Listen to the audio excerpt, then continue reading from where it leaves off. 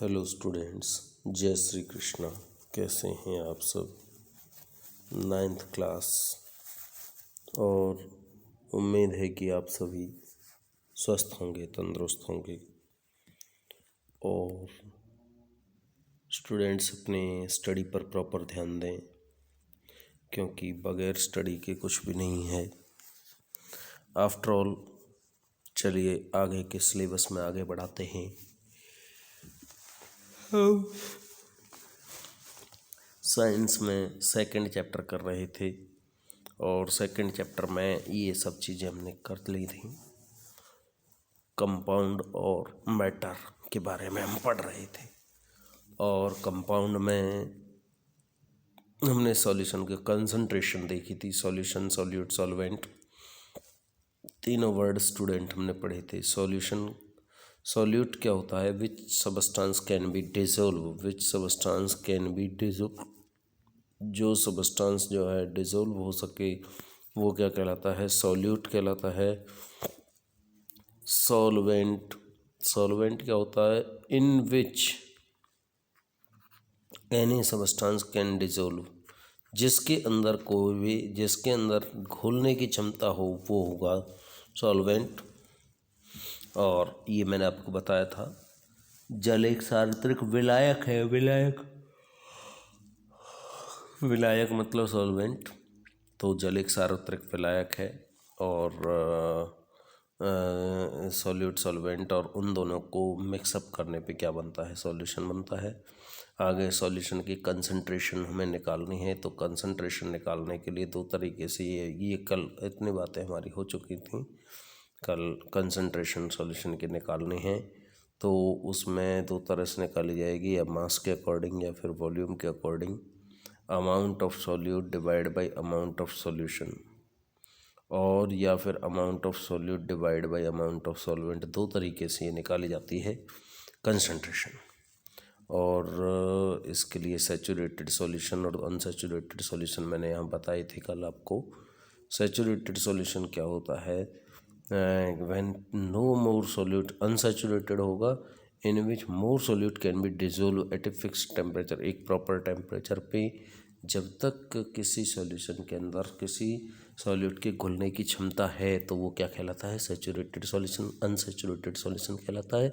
और when no more solute can be dissolve at a proper temperature के ऊपर जब उसके अंदर डिसोल्व होने की पावर नहीं रहती तो वो क्या कहलाता है? अनसैचुरेटेड सॉल्यूशन कहलाता है।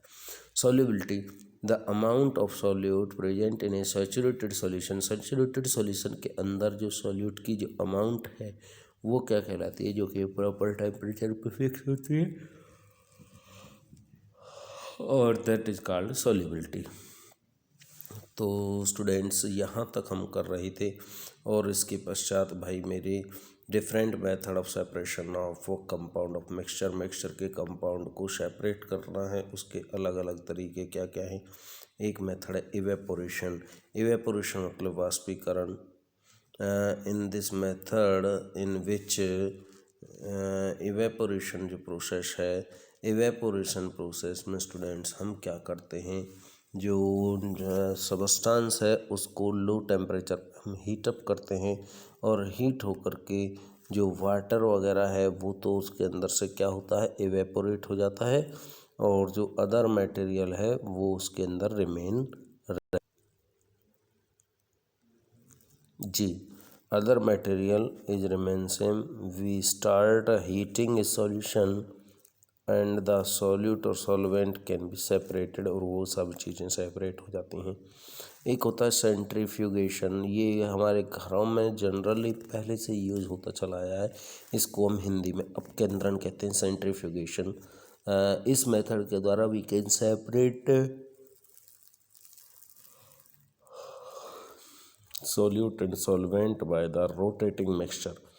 ठीक है, किसी मिक्सचर को रोटेट करते चले जाएं, रोटेट करते चले जाएं, तो वो मिल्क यानी कि बटर को सेपरेट करना है हमें, किस में से? कर्ड में से। और क्रीम को सेपरेट करना है किस में से? मिल्क में से। ब्लड में से सीरम को कम सेपरेट करना है, लिक्विड पोर्शन को कर्ड सेपरेट करना है from blood.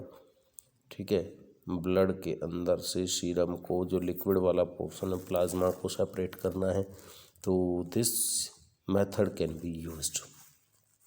I think it is clear.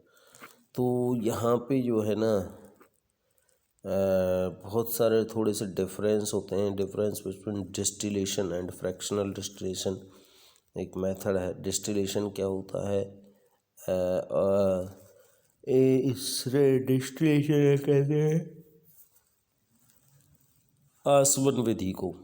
और आसवन विधि में क्या करते हैं, 2-3 चीज़ों का मिक्सचर होता है और उसमें से जिसका जो इवेपोरेशन का वो टेम्परेचर बॉइलिंग पॉइंट लेस होता है, उस टेम्परेचर पे हम उसे गर्म करते हैं।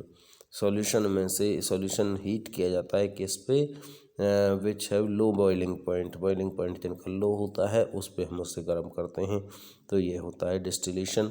और फ्रैक्शनल डिस्टिलेशन होता है the boiling at the higher boiling point पे उसे हम क्या करते हैं, हीट अप करते हैं। और इस मेथड में से क्या करते हैं, एक बार में एक कंपाउंड को सेपरेट करते हैं, इससे कई सारे कंपाउंड उससे एक साथ ही सेपरेट हो पाते हैं।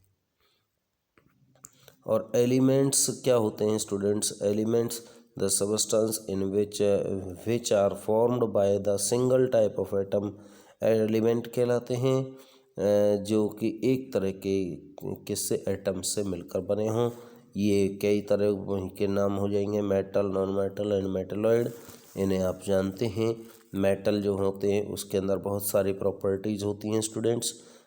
मेलेबिलिटी का मतलब होता है change into a thin sheet. ये आपने पहले ही पढ़ा होगा, change into a thin sheet. Metals जो होते हैं वो थिन शीट में चेंज हो जाते हैं। डक्टिलिटी होता है ड्रॉन इनटू वायर्स, तारों के रूप में बदल जाते हैं। और लस्ट्रस का मतलब होता है प्रॉपर शाइनिंग के अंदर मेटल्स के अंदर होती है। गोल्ड की जो पर्टिकुलर साइन होती है, सिल्वर की पर्टिकुलर साइन होती है, लेकिन गोल्ड की साइन और सिल्वर की साइन कभी भी मैच नहीं होंगी। इसी तरह से आयरन है, जिंक है, निकेल है, गोल्ड है, प्लेटिनम है, उन सभी की डिफरेंट साइनिंग होती हैं। कंडक्टिविटी मतलब इलेक्ट्रिक कंडक्टेंस उसमें से आसानी से पास हो सकती है, सोनोरस साउंड प्रोड्यूस करती हैं। और कंपाउंड जो होते हैं, नॉन मेटल्स के अंदर ये कोई भी प्रॉपर्टी नहीं होती। मेटलॉइड में मेटल और नॉन मेटल दोनों की प्रॉपर्टी होती हैं। अच्छा, कंपाउंड क्या होते हैं, 2 और more elements are combine in a fix ratio के रूप अंदर जब 2 और मोर मेटल्स कंबाइन होंगे तो वो क्या कहलाएंगे स्टूडेंट्स, कंपाउंड करेंगे। जैसे कि हाइड्रोजन और ऑक्सीजन, ये यहाँ पे एग्जांपल मैंने दिया है। इनकी रेशो अगर हमें वाटर बनाना है, वाटर का फार्मूला H2O होता है और ये H2O2 ये हाइड्रोजन पर ऑक्साइड का फार्मूला है, ध्यान रखिए, हाइड्रोजन पर ऑक्साइड जी। अब इसको सॉल्व करने की कोशिश करते हैं। वाटर में हाइड्रोजन के 2 मॉलिक्यूल 2 एटम हैं, तो 2 गुना में 1 2 इसका एटॉमिक मास हो गया और 16 इसका, 2:16 इसका मतलब 1:8। अगर 1:8 में हाइड्रोजन और ऑक्सीजन मिल रहे हैं तो बनेगा वाटर। लेकिन इधर देखिए, इधर 2 हो गए और ऑक्सीजन हो गई कितने, 32। अगर 1:16 हो गया तो हो गया H2O2। अब 1:8 है तो वाटर बना, 1:7 रह गया तो वाटर नहीं बना, 1:9 रह गया तो वाटर नहीं बना, 1:10 हो गया तो वाटर नहीं बना। इधर 1:16 1:15 रह गया तो हाइड्रोजन पर ऑक्साइड नहीं बना, 1:17 हो गया तो नहीं बना, 2:16 रह गया तो नहीं बना, 2:9 हो गया तो नहीं बना। मतलब उनके अंदर जो प्रॉपर्टीज हैं, जो कंपाउंड होते हैं, वो 2 या 2 से अधिक मेटल एक दूसरे के साथ कंबाइन होंगे और वो फिक्स रेशो में होंगे, तो ये जो है कंपाउंड बन पाएंगे, अदरवाइज नहीं बन पाएंगे। तो स्टूडेंट्स, आज की क्लास यहीं तक थी और अगले क्लास में हम 3rd चैप्टर पे चलेंगे।